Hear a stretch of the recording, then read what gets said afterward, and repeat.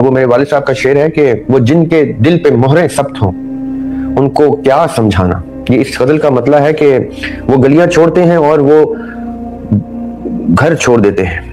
وہ گلیاں چھوڑتے ہیں اور وہ گھر چھوڑ دیتے ہیں. محبت سے جو نہ کھلتے ہوں وہ در چھوڑ دیتے ہیں. بڑا مضبوط رشتہ ہے چٹانوں سے چٹانوں کا. بڑا مضبوط رشتہ ہے چٹانوں سے چٹانوں کا. جو آئے زلزلہ پتھر کو پتھر چھوڑ دیتے ہیں.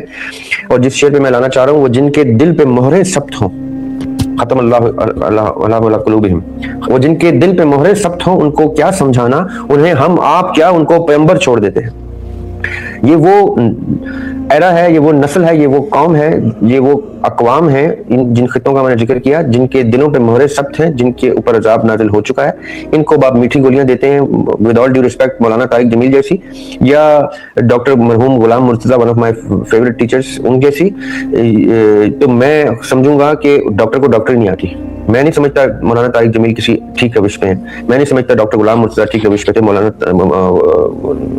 ڈاکٹر غلام مرتضیٰ کو تو اسی قوم نے قتل کر دیا, اسٹیج پہ بم لگا کے بلاسٹ کر دیا تھا, کیونکہ ان کی سافٹ اسپوکن گولیاں, میٹھی گولیاں جو ہے وہ ان کو چبھنا شروع ہو گئی تھی لوگوں کو. اللہ زندگی دے مولانا طارق جمیل کو اور باقی ایسے لوگوں کو. ان کو تھوڑا سا ڈر جانا چاہیے کہ یہ وہ قوم نہیں ہے کہ آپ ان کو میٹھی گولیوں پہ رکھ کے ایکسپیکٹ کریں کہ یہ ٹھیک ہو جائیں گے.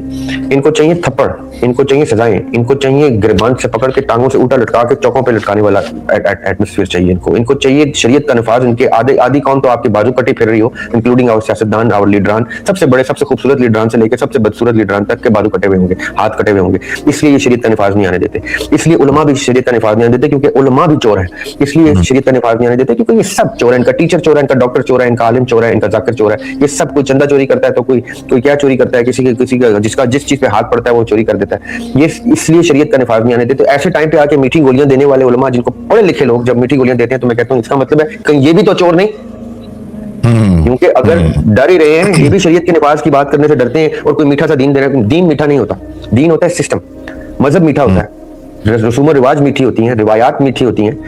دین میٹھا نہیں ہوتا, دین ہوتا ہے سسٹم, اور سسٹم نافذ ہوتا ہے بائی فورس, ڈنڈے کے ساتھ. اگر دین انفورس کرنا ہے تو بائی فورس کرنا ہے, اور لا انفورسمنٹ ایجنسیز کو دین کے زیر سرپرستی ان کو یہ کرنا پڑے گا. شریعت کا نفاذ آئے گا تو باقاعدہ چوکوں کے اوپر پھانسیاں ہو رہی ہوں گی, چوکوں کے اوپر گرم گرم تیل کے اندر بادو کاٹ کے ڈالے جا رہے ہوں گے, چوکوں کے اوپر یہ سارے رجم ہو رہا ہوگا, سب کچھ ہو رہا ہوگا. یہ ہوتا ہے سسٹم کا نفاذ, اور یہ پہلی ایک جنریشن نے سفر کرنا ہوتا ہے. اس کے بعد دوسری جنریشن اس سے ڈرتی ہے جو دیکھ رہی ہوتی ہے, اور تیسرا جو معصوم بچے ہوتے ہیں پھر وہ بہتر بننا شروع ہو جاتے ہیں, اور کرتے کرتے تیسری چوتھی جنریشن آپ کی جو ہے بندے کے پتر بننا شروع ہو جاتی ہے. یہ سب کے سب ڈرپوک ہیں, یہ اس لیے شریعت کا نفاذ نہیں کرتے کیونکہ سب کے سب ایک آنے سے لے کے ایک ارب خرب تک کے چور ہیں, ایک بات سے لے کے پوری کتابوں کے چور ہیں.